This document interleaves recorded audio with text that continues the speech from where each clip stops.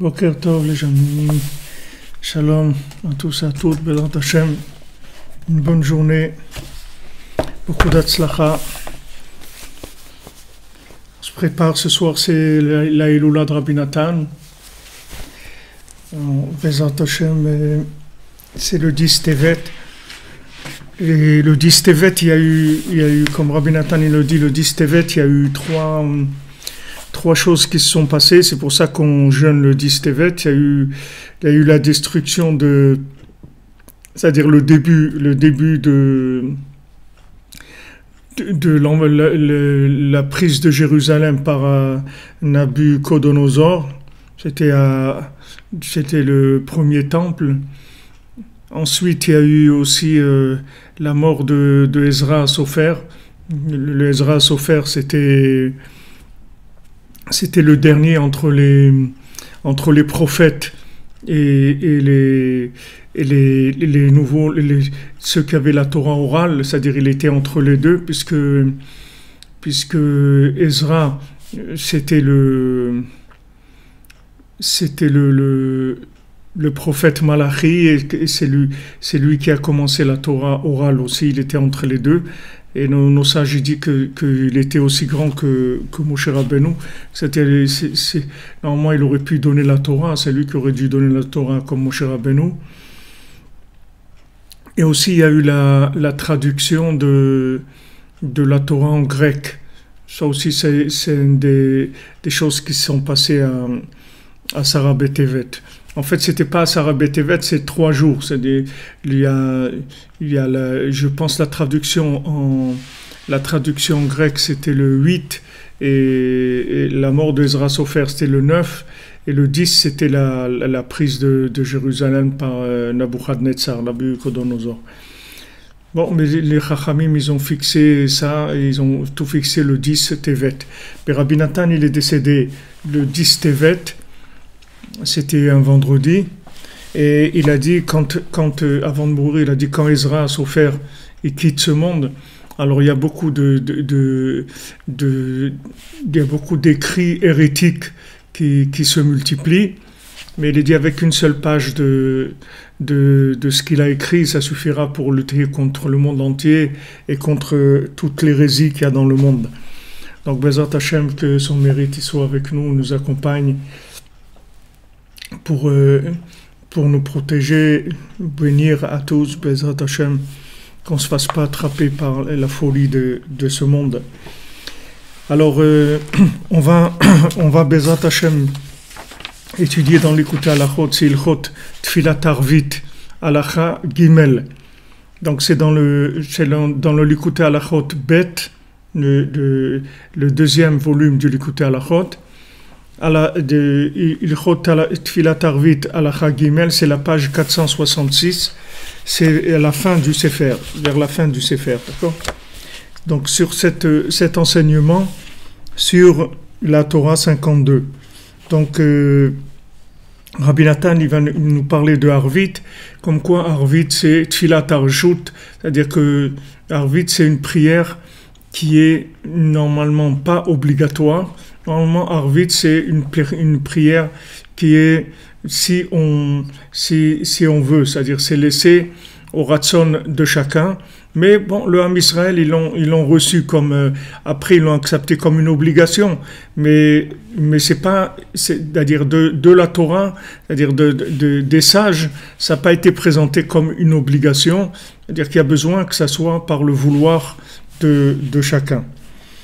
Alors, Al-Pi Ma'amar Aneur Balayla, d'après la Torah, celui qui est réveillé la nuit, Arezé Mitrayev Benafsho, celui-là, il s'inclut dans l'absolu. Dans la Torah Nunbet, va voir là-bas comme il faut. Bon, Baruch Hashem, c'est ce qu'on a fait déjà. Parce qu'il y a des hérétiques, que ces hérétiques-là, ils disent que le monde, il a une obligation d'exister. Chas v'shalom, aval be'emet ha'olam efshari ha'metziut. Mais le monde, il n'a aucune obligation d'existence de par lui-même. Rak achar shenetzlu nishmot Israël, kvar haya muchar kavyechol Hashem yitbarach livro et ha'olam. Mais le fait que maintenant il y a eu l'émanation, la création des âmes du âme Israël, alors à ce moment-là, Akadosh Baruch Hu, si on peut dire ainsi, il a été obligé de créer le monde, tout et tout ce qu'il y a dans le monde pour le âme Israël, c'est-à-dire pour ceux qui vont sanctifier son nom dans ce monde, qui a kol nivra bishvilenu, parce que tout a été créé pour nous. Nimsa she'arshav she'nimtsaim nishmot Israël ba'olam. Maintenant que les âmes juives, elles sont dans le monde, c'est-à-dire qu'il y a ces âmes qui ont été choisies pour représenter Hachem, pour reconnaître Hachem dans le monde et bien sûr pour en informer toute la bria, toute la création. Alors c'est sûr que maintenant le monde a l'obligation d'exister. Et de ça vient leur erreur et leur hérésie. Mais Béhémet, avant qu'il y ait l'émanation des âmes du peuple juif, il n'y avait pas du tout d'obligation que le monde existe. C'est-à-dire le projet de la création, il est devenu quelque chose d'indispensable lorsque les âmes du peuple juif ont commencé à émaner. רק תקף שנצלו נשמות ישראל, תקף הוצח השם יתברך לברוא את העולם בשבילם כנ"ל. Mais uniquement une fois que les âmes juives ont été créées, alors ces âmes, elles étaient là pour révéler Hachem. Et du moment où on parle de révélation d'Hachem, c'est-à-dire qu'il y a une possibilité que Hachem soit caché, et il y a une possibilité de choix, de le voir ou de ne pas le voir, et donc il fallait créer ce monde pour que ce monde serve de base de libre arbitre, de manière à ce que, est-ce qu'on va le trouver, est-ce qu'on va le chercher, est-ce qu'on va le trouver ou pas.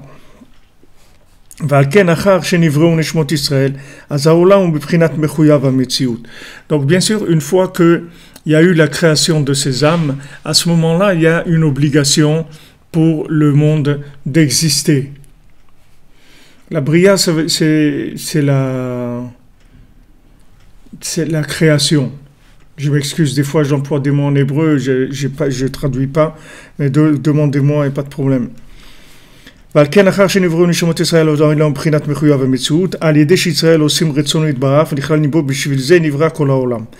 par le fait que maintenant il va y avoir le Ham Israël qui vont faire Ratzon Hashem, qui vont faire la volonté d'Hachem, et par là ils vont s'inclure dans Hachem, alors là il va y avoir une nécessité que tout ce monde-là existe, puisque ce monde-là il devient indispensable à la recherche d'Hachem. S'il n'y a pas ces conditions-là, alors il n'y a pas de possibilité de le chercher. C'est-à-dire que si maintenant on reste dans l'autre monde, on reste dans le monde de la vision d'Hachem, sans avoir la possibilité de se tromper, même à un niveau très bas dans l'autre monde, parce que tous les niveaux sont pas les mêmes, mais le plus bas niveau de l'autre monde, il y a une évidence de la présence d'Hachem. Il y a une évidence d'Hachem. Maintenant, cette évidence, elle a des milliers de degrés, puisque même dans l'autre monde, c'est pas tout le monde qui voit Hachem de la même façon. Ça dépend de la préparation de chacun des récipients qu'il a fait dans ce monde.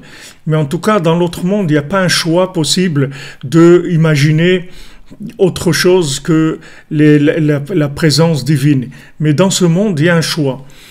Et le fait que maintenant il y a ce choix, c'est ce qui permet de servir Hachem.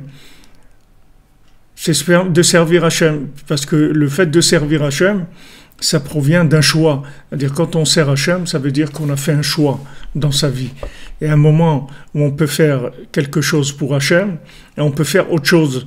Alors si on choisit à ce moment-là de servir Hachem, ça veut dire qu'on a laissé quelque chose pour aller vers Hachem. Alors ce choix-là, c'est ça notre raison d'être dans ce monde. C'est la seule chose qui nous différencie de tout ce qu'il y a dans ce monde et dans l'autre. C'est-à-dire de tout ce qui nous différencie des anges, de tous les tzadikim qu'il y a dans notre monde, de tout ce qui se passe dans notre monde, et même dans ce monde-là, de tout ce qui n'a pas de libre arbitre, c'est notre libre arbitre, c'est-à-dire notre possibilité de nous construire dans un engagement permanent, dans des choix divins.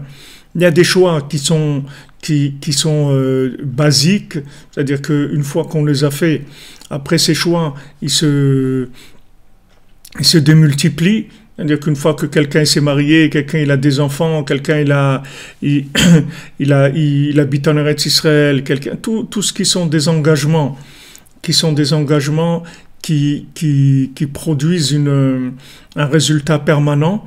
Alors ça, ce sont des engagements qui font que le libre arbitre, il continue, si vous voulez, à produire un niveau de conscience, puisque ce sont des choix qui sont actifs, si vous voulez, en permanence. Et il y a des choix momentanés de faire une bénédiction, de ne pas la faire, de donner la tzedaka ou pas, de s'énerver ou pas s'énerver, d'être joyeux ou pas, tout ce qui est après des choix qui vont être des choix tout au long de la journée. Donc tout a été prévu dans ce monde pour nous permettre de nous inclure dans l'infini. C'est ça la matrice, la base de ce monde-là.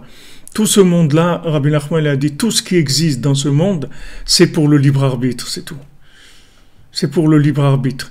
Et ce qu'on voit dans cette Torah 52, c'est que tout le libre arbitre, en fait, si vous voulez réduire, si on veut résumer cet enseignement 52, c'est que le libre arbitre, en fait, c'est de parler à Hachem ou pas. C'est ça le vrai libre arbitre. Si on parle pas avec Hachem, ça veut dire qu'on n'a pas choisi de le révéler dans le monde, puisque Rabbeinu il nous montre dans cette Torah que la seule façon de s'inclure en lui, la seule façon de s'inclure en lui, c'est de parler avec lui. C'est-à-dire que si maintenant, on pense qu'il y a beaucoup de gens qui pensent qu'en faisant des actions, ça suffit pour définir notre choix. C'est-à-dire que du moment où j'ai fait une action positive, alors ça veut dire que j'ai fait le bon choix. En fait, l'action positive, c'est quelque chose de bien, c'est quelque chose de très bien, mais c'est pas suffisant.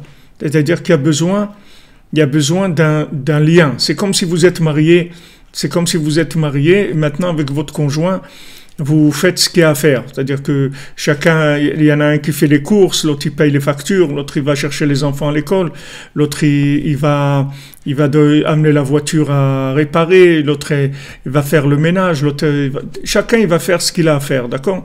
Toutes ces actions, elles sont faites parce qu'on est marié. Si on n'était pas marié, il n'y aurait pas une part pour l'autre. On le ferait pour nous seuls ou on le ferait pas du tout. Donc maintenant, le fait qu'on est marié, ça nous engage à faire certaines actions. Mais ces actions-là, elles sont pas suffisantes pour nous montrer, qu'on est marié. C'est-à-dire le mariage, c'est pas que ça. Le mariage, c'est qu'il faut communiquer entre nous. C'est-à-dire que la base de notre mariage, c'est d'être ensemble, c'est de communiquer. Une fois qu'on a décidé ça, à ce moment-là, après, ça va se manifester par ce qu'on va faire. Parce que maintenant, de faire des courses, par exemple, le fait d'aller faire des courses, c'est pas ça qui témoigne du fait qu'on est marié. Maintenant, on peut faire des courses parce qu'on travaille pour quelqu'un ou parce que on veut aider quelqu'un ou pas. C'est pas obligé que dans l'acte de faire des courses, il y ait dans cet acte-là le témoignage absolu que c'est pour le mariage. Donc en fait, l'action, elle est relative, mais la hitbodedut, elle est absolue, si vous voulez. Voilà le point dans lequel on se trouve là. C'est-à-dire que l'action, elle est relative, C'est-à-dire, l'action, elle peut être relativisée par beaucoup de motivations. L'action ne traduit pas, même si c'est une mitzvah, ça ne traduit pas absolument l'engagement de la personne.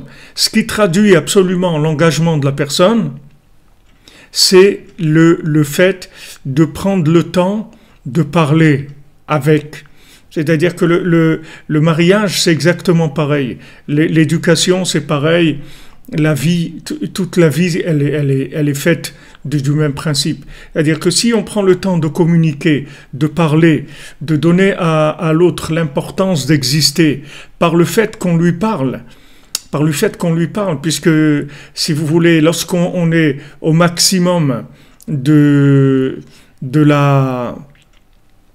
quand on est au maximum de l'autre côté, c'est-à-dire quand en Chas Shalom, on haït quelqu'un, alors on lui dit je parle plus avec lui. C'est-à-dire ce qui définit le lien avec l'autre personne, c'est le fait qu'on va parler avec elle, qu'on va prendre le temps, qu'on va parler avec elle. Donc ici, dans l'Aïd-Bodedut, c'est-à-dire dans le fait qu'on parle avec Hachem, c'est ça en fait la définition de mon choix. C'est là où il est mon libre arbitre. De façon absolue. De façon relative, il peut être dans des actions. Mais est-ce que mon action, elle est, comme on dit, les Shem Shamaim, elle est pour le nom d'Hachem? Est-ce que mon action, elle est pour le nom d'Hachem? Ça, je ne peux pas savoir. Parce qu'il y a toujours des intérêts personnels. Même si vous faites une mitzvah, il y a des fois, il y a une grande discussion dans les sages. Est-ce que la mitzvah,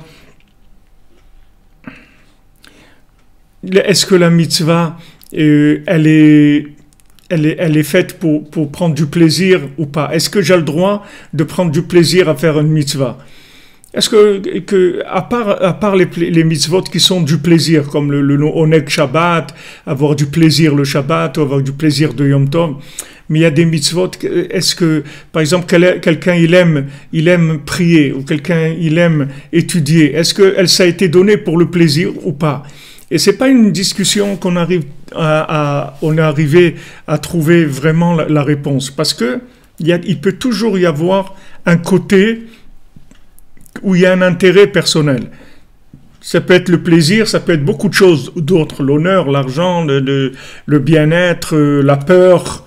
La peur, il y a des gens, ils ont peur, alors ils font les mitzvot parce qu'ils ont peur. Il y a beaucoup de raisons. Mais maintenant, la seule chose qui va témoigner de l'engagement véritable de la personne, c'est si elle parle avec Dieu. C'est ça qui va montrer qu'elle est engagée. C'est quelque chose de simple que tout le monde comprend, mais il faut le clarifier pour comprendre le principe du libre arbitre. Et en fait, mon libre arbitre, il est là, il est dans cette chose-là. Maintenant, c'est sur la question que il y a beaucoup de questions. Alors d'abord, il faut Shlema pour Jeanne Lambin, Bat Gabriel. Et il y a pas mal de questions. Je vais essayer de vous répondre au fur et à mesure. Je veux pas.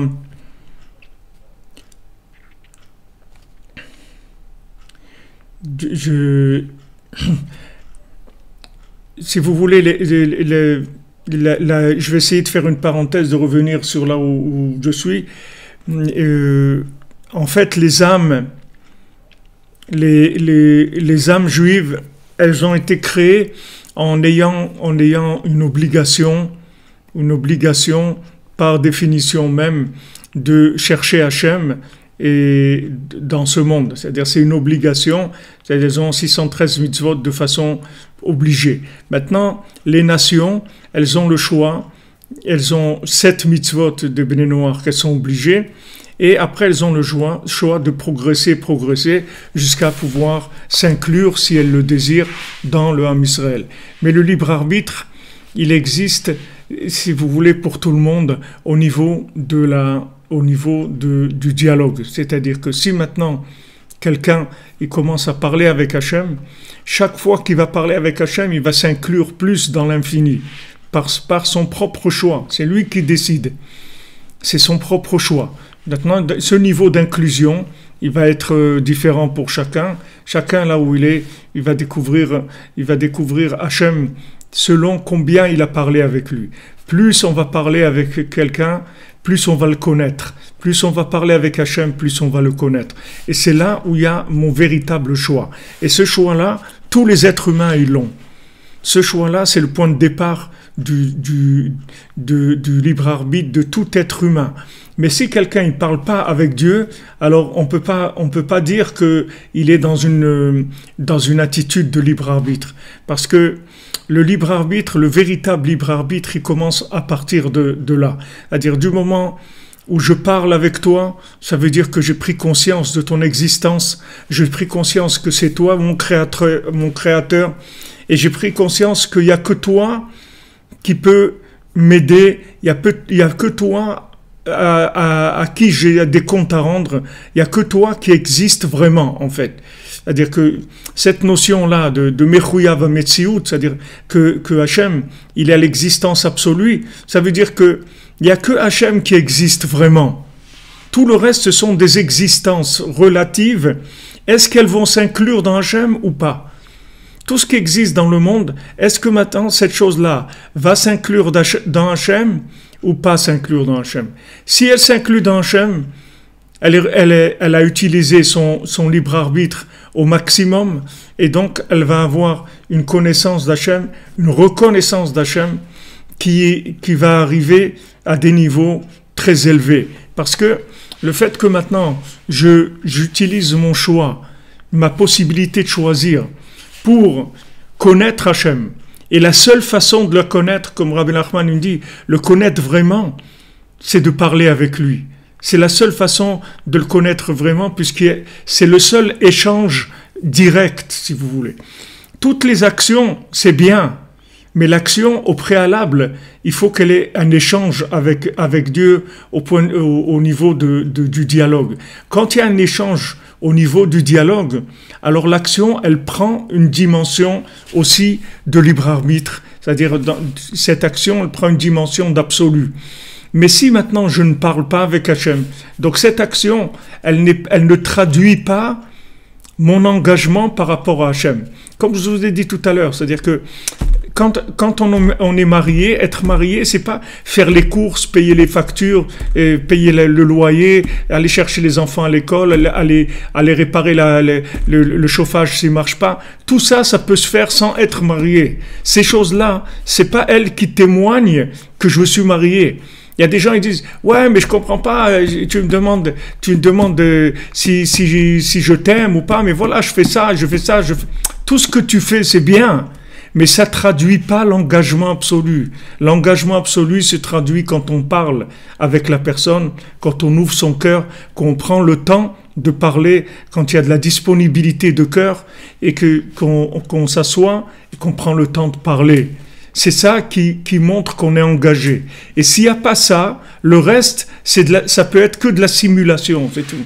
De la simulation d'existence. Mais ce n'est pas une véritable existence. La véritable existence, elle se fait par la parole, puisqu'on s'appelle l'être parlant.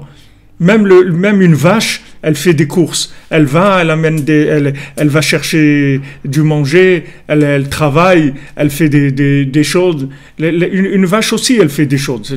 C'est-à-dire que c'est pas parce que je fais des choses que ça montre que je suis engagé. Ça peut montrer que c'est un engagement, mais c'est un engagement relatif. Qu'est-ce que ça veut dire relatif? Ça veut dire que il a une autre raison aussi pour laquelle je le fais. Je vous ai dit, je peux faire le mitzvot parce que j'ai peur, tout simplement.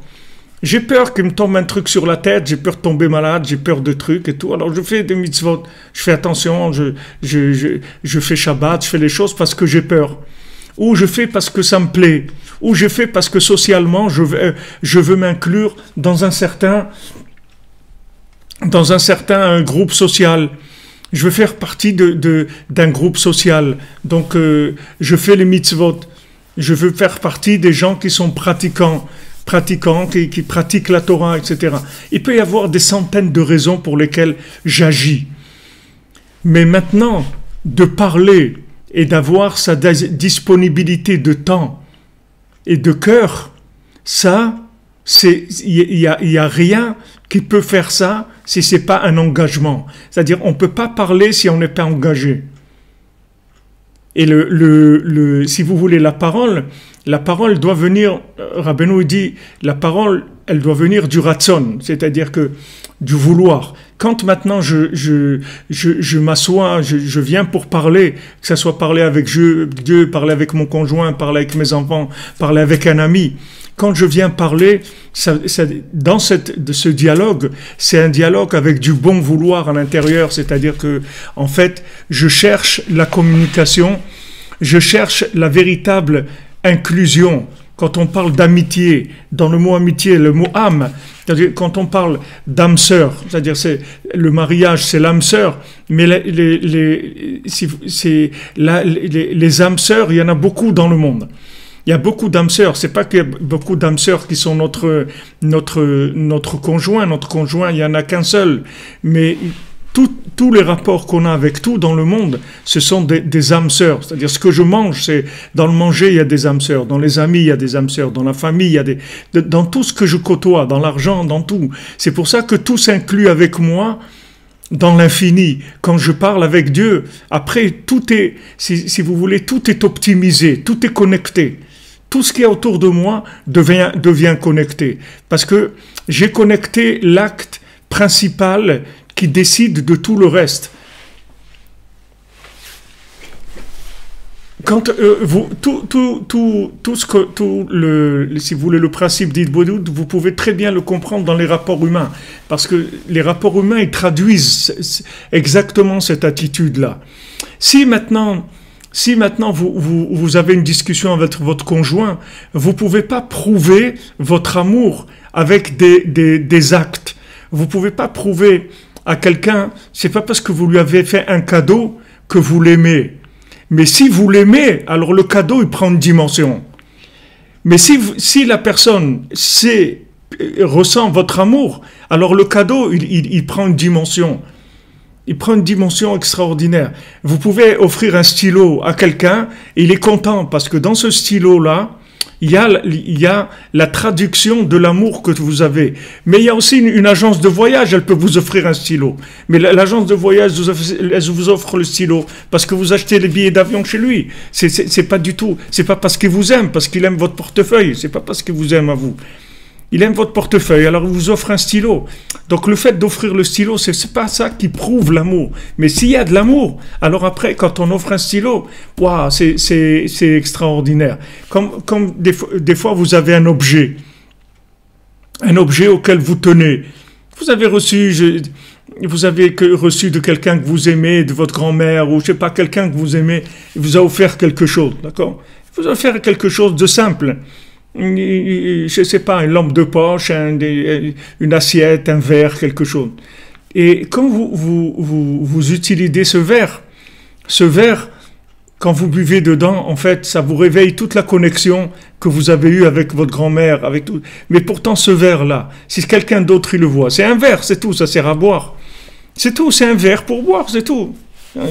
Comme on dit, c'est pas la mer à boire. Qu'est-ce que c'est? C'est un verre, c'est tout. Il y a pas qu'est-ce qu'il y a dans ce verre? C'est un verre pour boire, c'est tout. Non, ce verre, il a une histoire. Alors maintenant, quelqu'un qui a pas vécu cette histoire, il comprend pas que ce verre-là, il est dans une troisième dimension, dans une huitième dimension. Il comprend pas que ce verre-là, il a toute une histoire. Il a toute une histoire. Une fois, il raconte Rav Levitza qui dit qu'il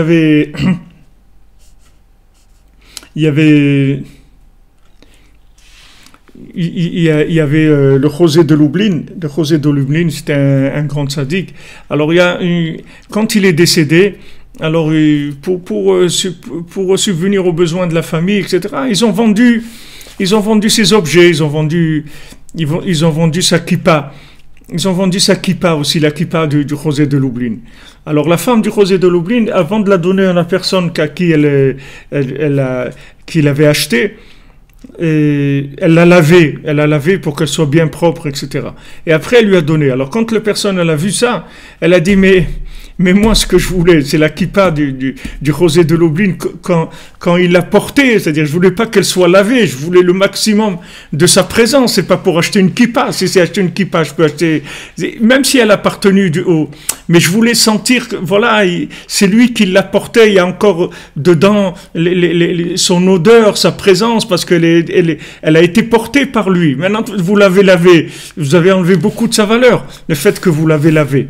Alors ça, si vous voulez, c'est pas des choses qu'on peut calculer, c'est pas des choses qu'on peut mettre dans des normes. On peut pas savoir la valeur de chaque chose. La valeur de chaque chose, en fait, elle dépend de l'engagement de la personne. C'est ça qui donne de la valeur. Il y a un objet qui peut avoir beaucoup de valeur. Aujourd'hui, vous pouvez avoir des ventes de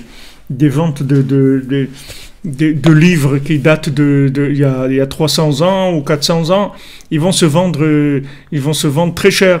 Vous allez un livre des psaumes, il va se vendre 2 millions d'euros, par exemple. Mais un livre des psaumes, ça vaut pas 2 millions d'euros. Un livre des psaumes, ça vaut 2 euros, 3 euros. Et encore, il est mieux imprimé, des grandes lettres et du beau papier et tout. Qu'est-ce que vous allez acheter un vieux livre comme ça, qui est peut-être pas très lisible, etc. Mais comment il coûte 2 millions d'euros? Pourquoi ça vaut 2 millions d'euros? Si vous voulez acheter 2 euros, 3 euros, 5 euros, 10 euros, vous avez un super Teilim, un super livre de psaumes. Parce que c'est pas ça que j'achète. J'achète pas le livre, j'achète l'histoire du livre. J'achète tout ce que je peux imaginer qu'il y a eu à l'époque où il y avait ce livre, tous les gens qui ont dit des psaumes dans ce livre, à cette époque-là, il est marqué par une présence d'une époque, etc. C'est ça qui vaut 2 millions d'euros, c'est pas le livre. Donc ça, c'est la même chose dans les actions que vous faites. Quand vous faites une action pour Hachem, c'est pas l'action qui traduit la valeur de l'engagement. La valeur de l'engagement, c'est le cœur que vous avez mis dans la chose. Et pour mettre le cœur dans la chose, il faut que vous parliez avec Dieu d'abord. C'est-à-dire que vous ayez un engagement journalier de discussion avec Dieu. Si vous avez cet engagement journalier, à ce moment-là, vous pouvez parler d'engagement avec Dieu dans l'action. L'action, elle prend une dimension. Vous avez un petit dessin de votre fils ou de votre petit-fils. Ce petit dessin, il est magnifique. Pourquoi il est magnifique? C'est votre petit-fils qui vous l'a fait pour vous, votre petite-fille qui vous l'a fait. Mais c'est pas le dessin il est nul. Si vous le prenez comme un dessin, il est nul. C'est un gribouillis d'un truc et ça ressemble à rien. C'est pas un Picasso. Mais moi, le dessin de ma petite fille, il a plus de valeur que Picasso. Parce que Picasso, ça a une valeur dans le schéma binaire, c'est-à-dire dans les échanges de ce monde. Mais le dessin de mon petit-fils ou de ma petite-fille, il a une valeur que je peux pas la traduire en argent, je peux pas le traduire c'est une valeur sentimentale, quoi. Ma petite-fille, elle m'a fait un petit dessin pour moi, elle m'a dessiné, elle dit voilà papy, voilà à quoi tu ressembles, et elle m'a fait une tête comme elle me l'a faite avec sa façon mais c'est merveilleux. Pourquoi c'est merveilleux? Parce qu'on s'aime, parce qu'on est engagés ensemble. C'est pour ça que c'est merveilleux. C'est pas le dessin. Le dessin, il a pas une valeur, ce dessin-là. Ce dessin-là, si vous allez le vendre à Soft, comment ils appellent là, Sotheby's ou truc, il vaut rien du tout, ce dessin. Ils vont même pas vous le prendre pour le rentrer dans les, alors que pour vous, il a une valeur extraordinaire. Il a une valeur extraordinaire. Et à chaque fois que vous voyez ce dessin, en fait, vous voyez l'amour de votre petit-fils ou de votre petite-fille. Et ça, c'est quelque chose d'extraordinaire. Donc voilà, si vous voulez, voilà ce qui est le rapport, si vous voulez, la dimension de l'Aïdbodédout. Regardez la dimension de l'Aïdbodédout. C'est pour ça que Rabbeinu dit que l'Aïdbodédout, c'est quelque chose, Ma'ala Gdola Eliona Minakol, que l'Aïdbodédout, c'est au-dessus de tout. Et les gens, ils ne comprennent pas pourquoi. Pardon. Les gens ne comprennent pas pourquoi. Ils disaient, mais pourquoi l'Aïdbodédout, c'est au-dessus de tout? Pourquoi l'Aïdbodédout? Même le Chafetz Chaim, il était dans sa yeshiva et il était avec les élèves tout le temps. Le Chafetz Chaim, il n'était pas enfermé dans un bureau, il était avec ses élèves dans la yeshiva. Et ils ont remarqué qu'à un moment dans la journée, le Chafetz Chaim, il allait quelque part et après il revenait 1 heure comme ça tous les jours. Alors les élèves, ils étaient curieux, ils ont été voir où il allait le Chafetz Chaim. Ils ont vu que le Chafetz Chaim, il s'enfermait dans une pièce qu'il y avait en dehors de la yeshiva, une petite chambre, et là-bas, 1 heure par jour, il parlait avec Dieu, et il faisait les comptes, le compte de la journée, c'est-à-dire il faisait la caisse, si vous voulez. Il disait, il repassait sa journée en vue, et il voyait qu'est-ce qu'il avait fait toute la journée. Et il cherchait qu'est-ce que j'ai fait là, qu'est-ce que j'ai fait là. Et il traduisait ça en rapport avec Hachem. Voilà ce que j'ai fait, voilà ce que j'ai fait, voilà ce que j'ai fait, voilà. Il traduisait ça pour rendre des comptes à Hachem, pour montrer que voilà, le temps pour moi est important et je consacre mon temps à te servir. Et voilà, une fois il y avait 5 minutes, il cherchait ces 5 minutes-là, qu'est-ce qu'il avait fait? Qu'est-ce qu'il avait fait, ça 5 minutes, il ne trouvait pas. Jusqu'à qu'il a trouvé ces 5 minutes-là, qu'est-ce qu'il avait fait? Il cherchait qu'est-ce qu'il avait fait dans son temps. C'est tellement important pour lui. Quand vous êtes marié, votre conjoint vous appelle, il dit, qu'est-ce que tu fais? Où tu es? Pourquoi maintenant il vous demande ça? C'est pas, votre patron aussi il peut vous le demander. Votre patron aussi peut vous demander qu'est-ce que tu fais, où tu es, etc. Mais pourquoi il demande où je suis, qu'est-ce que je fais? C'est parce qu'on est liés, donc j'ai une importance pour lui. Mais c'est pas le fait qu'il me demande où je suis qui est important. C'est parce que maintenant on est liés que ça prend une importance. Donc voilà comme ils disent, that is the point. Voilà le point. Le point c'est celui-là. C'est-à-dire que maintenant, si je veux que mon service divin il ait une dimension, il faut commencer par là.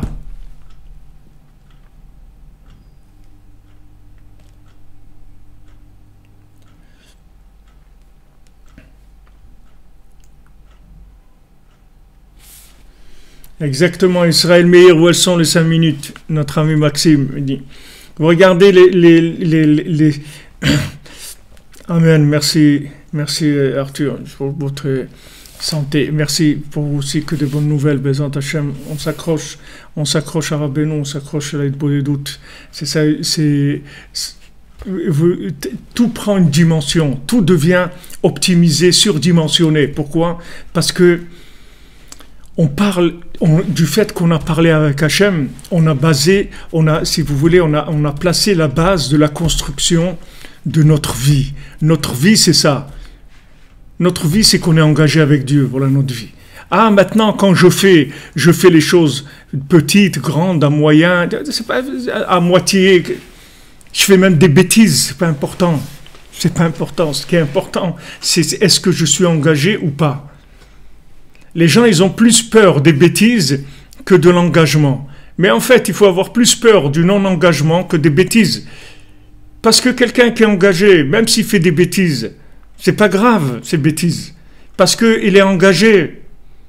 Il est engagé. Donc maintenant, même s'il fait des bêtises, comme on dit, Al-Kol Peshaim Techase Ahava, sur toutes les fautes, l'amour, il va couvrir toutes les fautes.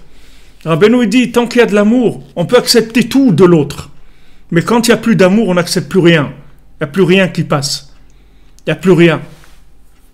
Vous voyez Hachem Ishmor, des couples et tout, comment ils se sont aimés, après ils se déchirent dans les tribunaux, les avocats, les trucs terribles. Ils se déchirent terrible. Pourquoi? Parce que tant qu'il y a de l'amour, tout passe. Tout passe, on accepte tout.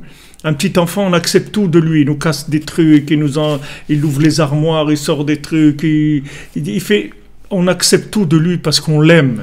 Donc il n'y a pas un problème. Mais si maintenant quelqu'un, il vient, le plombier, il rentre à la maison, il nous casse des verres et tout, il va avoir des problèmes. C'est-à-dire on va se mettre en colère contre lui. On dit que tu nous casses des verres et tout ça. Parce qu'on n'a pas ce rapport-là avec lui. On n'a pas ce rapport-là avec lui. Al-Kol Peshaim Techase Ahava. Sur toutes les fautes, l'amour, il recouvre tout. Et l'amour, c'est quoi? C'est l'engagement par la disponibilité du cœur et l'expression par la parole. C'est ça l'amour.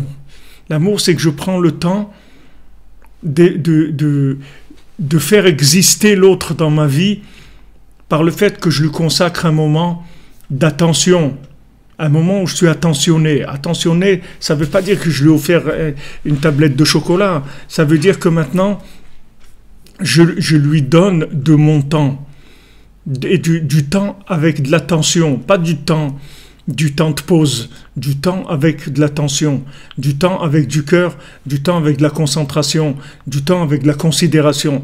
Tous ces éléments-là, c'est ça qui vont construire le reste. C'est ça qui va construire le reste. Donc les gens, quand ils se plaignent dans les couples qu'il y a des problèmes et tout, sachez que tous les problèmes viennent de ça, du fait que les gens, ils prennent pas le temps de vivre, c'est-à-dire de communiquer. Pas de communiquer, de dire « Ah, tu es dehors, où c'est que tu es? Bon, passe au supermarché, achète le lait. » C'est pas ça communiquer. Communiquer, c'est pas ça. Communiquer, c'est qu'on prend le temps de vivre. On prend le temps, on donne l'attention à l'autre. On débranche notre téléphone. Quand on est ensemble, quand on est en famille, on débranche les téléphones, on répond pas au téléphone, on répond à rien, on a une disponibilité totale. Cette disponibilité avec de l'attention, avec de la présence de cœur, c'est ça qui fait que le foyer est fort. C'est ça qui donne la force dans le foyer. C'est pas de faire des choses, c'est pas d'acheter des choses, d'offrir des vacances, d'offrir... C'est pas, les gens ils offrent des vacances, mais la personne elle-même elle est vacante. Qu'est-ce que vous voulez qu'on fasse avec des vacances? La personne elle-même dans les vacances elle est vacante. Normalement les vacances c'est fait pour se consacrer à ce qu'on n'a pas le temps de se consacrer dans l'année. Mais les gens ils vont utiliser les vacances aussi pour être vacants. Mais déjà on a des êtres vacants toute la journée, toute l'année. Qu'est-ce qu'on va faire avec des vacances où on est vacant en plus? Il faut prendre le temps de vivre avec les êtres qui nous sont chers, de communiquer avec eux. Maintenant, si Hachem, il est cher à nos yeux, ça va se traduire par une communication avec lui. C'est-à-dire, on va prendre le temps de parler avec lui et lui raconter des petites choses.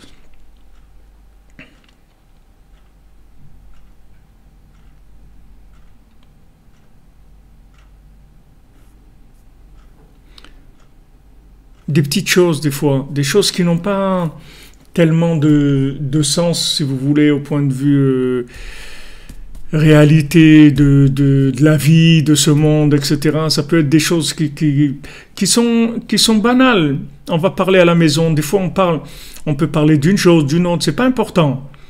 Mais ce qui est important, c'est même pas de quoi je vais parler. Ce qui est important, c'est que j'ai la disponibilité de cœur, la disponibilité d'attention, cette attention que je donne, que j'écoute, des fois j'écoute l'autre, je suis là pour l'écouter, il sent que je suis tout oui pour lui, que je suis là. Ça, c'est ça qui crée la fusion des individus. Alors la fusion avec Hachem, elle est à ce niveau-là.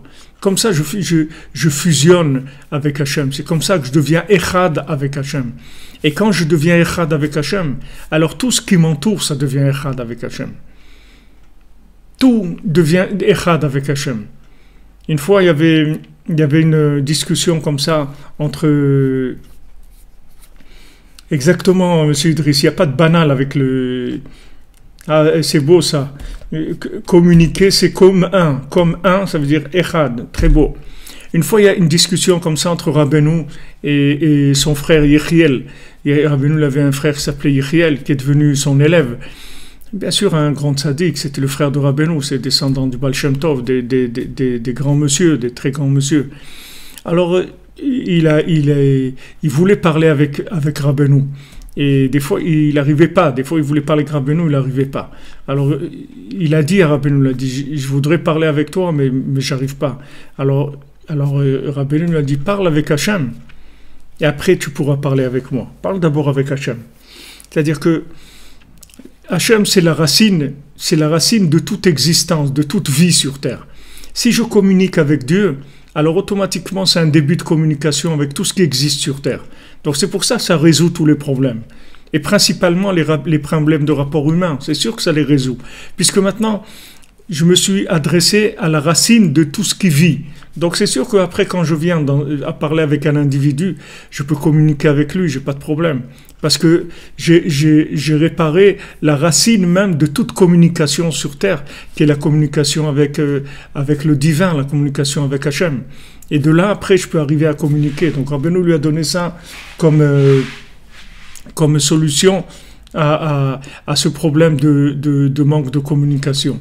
Donc, quand Rabbi Nathan nous dit que là, il y a un problème, c'est parce qu'il n'y a pas eu de prière ou il n'y en a pas eu assez, ça veut dire que c'est pas aussi la quantité, c'est pas quand il dit il n'y en a pas eu assez, ça veut pas dire que j'ai pas fait assez de prières. Il peut y avoir besoin de quantité aussi, mais quand on parle de quantité, on parle aussi on suppose qu'il y a de la qualité. Et si on n'arrive pas à la qualité, alors ça aussi il faut le dire à Hachem. Il dit regarde, Hachem, je suis venu passer un moment avec toi, je suis venu parler avec toi, mais ma tête elle part dans tous les sens avec les soucis et les trucs que j'ai. Mais tu m'excuses, je suis préoccupé par des choses, je devrais pas être préoccupé, mais ça me préoccupe et tout. C'est pour ça que j'ai ma pensée qui part. Mais je suis là, regarde, j'ai consacré le temps pour être avec toi. Je veux être avec toi, je veux communiquer avec toi. C'est pour ça que je suis là. C'est pas pour autre chose. Je suis là pour ça. C'est pour ça que c'est important. Baruch Hashem, vous voyez qu'on est ensemble, on fait un cours ensemble sur Internet. Ce qu'il y a d'extraordinaire, c'est que les personnes qui se trouvent là, elles sont pas là par obligation, elles sont pas là par hasard, elles sont pas là elles sont là parce qu'elles ont envie d'être là. Et ça, c'est quelque chose d'extrêmement important pour la dimension de la Torah qu'on va arriver à attirer ensemble. Parce que du fait que maintenant on est là par un choix personnel, c'est-à-dire que on a cliqué quelque chose, on a cliqué sur notre souris, et on a claqué des choses aussi pour être là, parce que tout le monde a des choses à faire. Mais on a claqué des choses et on a cliqué pour être là. Alors ça c'est de l'engagement. Ça, c'est de l'engagement. Ça veut dire on aurait pu être ailleurs, mais on a choisi d'être là. Donc ça, c'est une ouverture, ça ouvre la Torah, ça amène de la Torah, ça fait descendre de la Torah nouvelle tous les jours parce qu'il y a de l'engagement. S'il n'y avait pas cet engagement-là, on serait en train de lire des textes et c'est tout.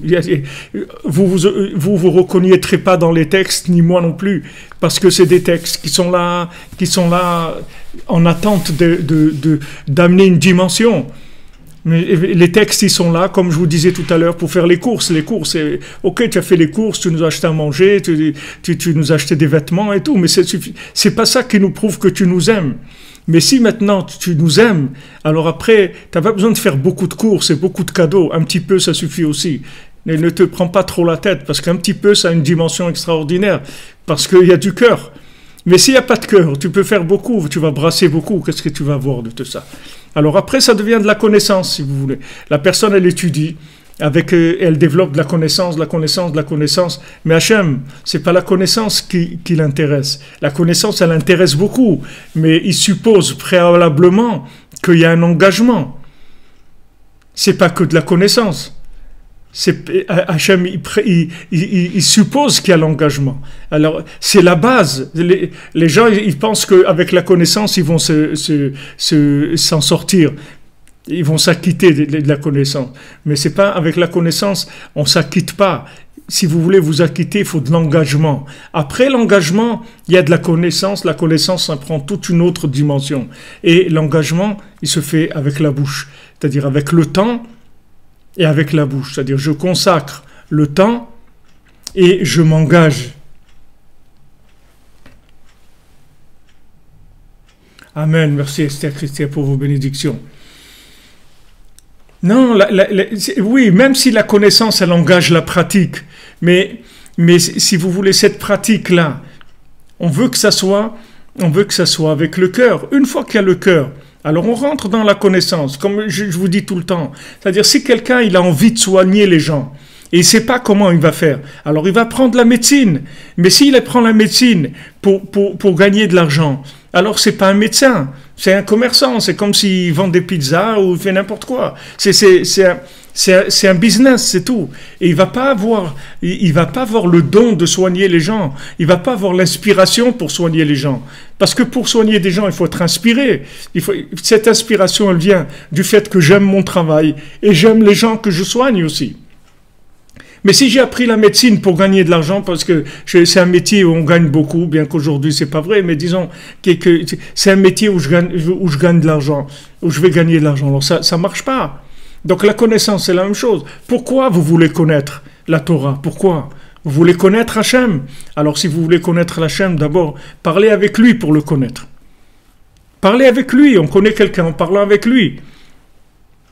Quand vous allez parler avec quelqu'un, c'est comme ça que vous allez connaître même un collègue de travail. C'est pas dans le rapport du travail que vous allez le connaître. C'est dans ce qu'il y a autour, qui ne fait pas partie du travail. C'est là où vous allez connaître la personne.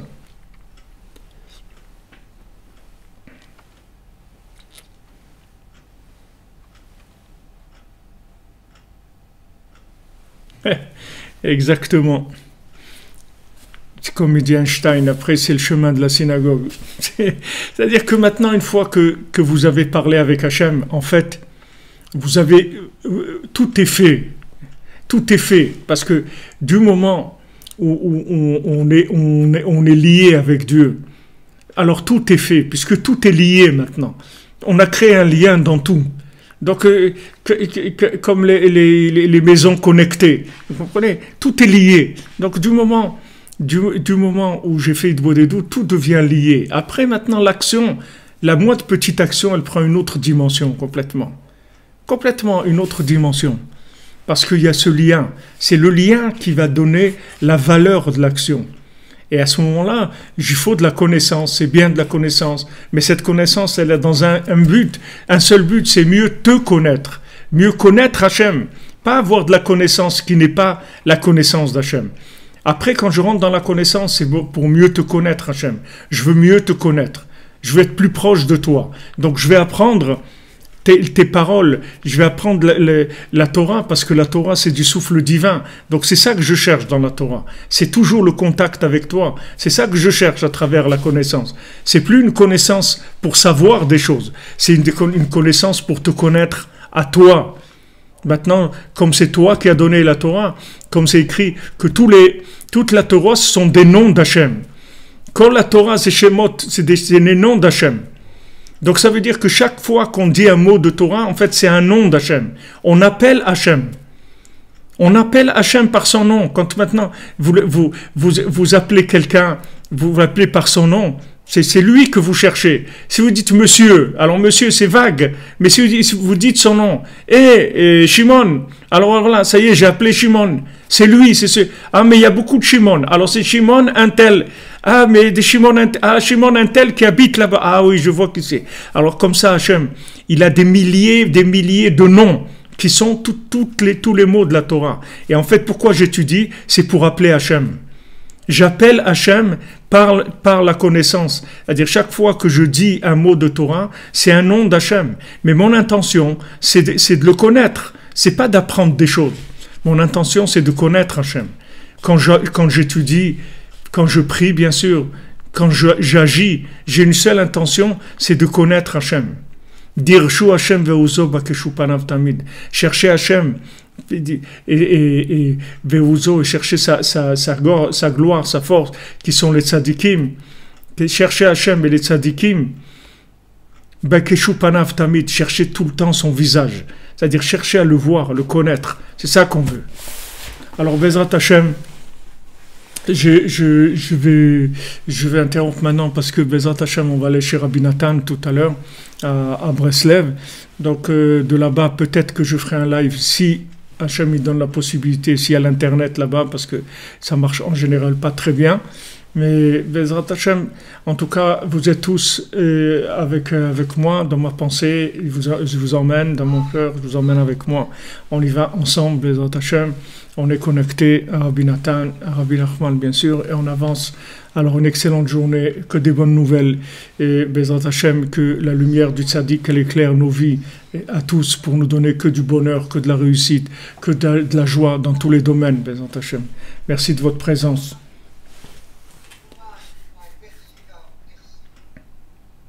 Merci de votre soutien, de votre aide. Il y a des gens, Baruch Hashem, qui ont réagi déjà pour le gala, qui se sont inscrits. Et c'est pour faire avancer les choses au niveau de notre construction à Ouman, pour pouvoir vous recevoir et dans une ambiance de connexion, Bezrat Hachem.